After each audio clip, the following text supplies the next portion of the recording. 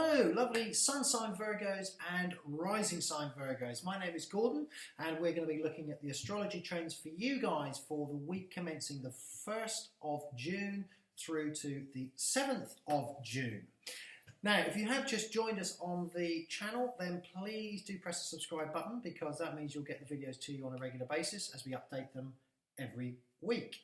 Okay, adverts over. Let's get cracking. Now, Virgo, we start the week with a full moon. This is the energy that has come to fruition from the previous week, and we find this full moon in your 4th house. This is going to have the effect that you're going to be starting to examine the energy that is around you. Where is it taking you? Where are you going? How are you feeling? It can also mean for some that you can be moving home. It means for others that you'll be doing some decorations around the home, improving or changing. But most importantly, it marks a peak, a culmination as far as your energy is concerned. Now, as we go through this week and on into next week, you know, this moon energy, the emotions are going to have you looking more towards the business side of things. It's also for you single Virgos, it's going to have you looking towards the relationship side of things and feeling what it is you want to keep and what it is that you want to give away.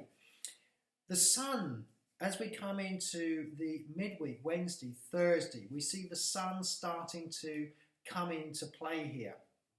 And as it does so, it plays energy with your 12th house. Now, in your 12th house is Jupiter. Jupiter is this planet that is looking at expansion. It's looking at your higher self, for want of a better word.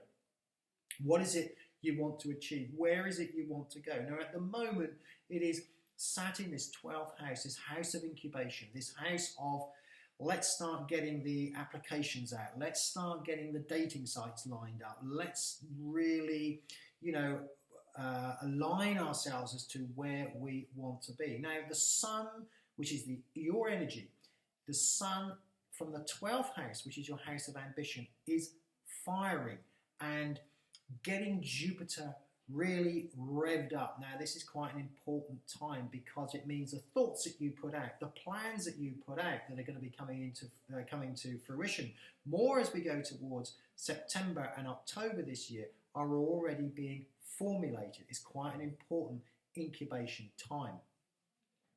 The other important aspect that we see here, that as we come towards the end of the week, we see Mars also coming in with the sun.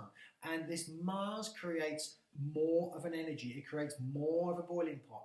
It's pushing you more in the direction of creation and where you are wanting to ultimately be.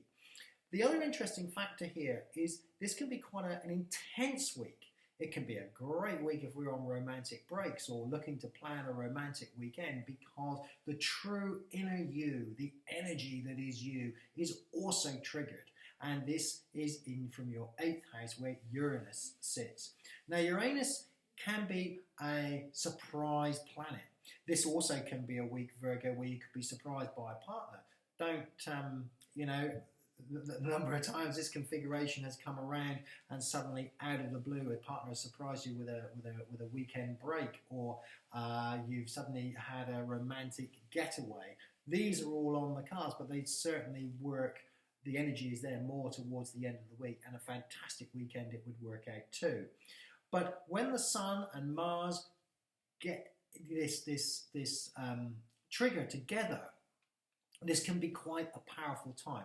You need to be able to also sometimes perhaps bite your tongue because energies can get out of hand and you can often say things that you don't necessarily mean. But what it does mean for you, Virgo, is that your sign, your general well-being is very, very active, and it means that anything is possible. Thank you so much for listening to me, and I look forward to speaking to you again, Virgo, next week.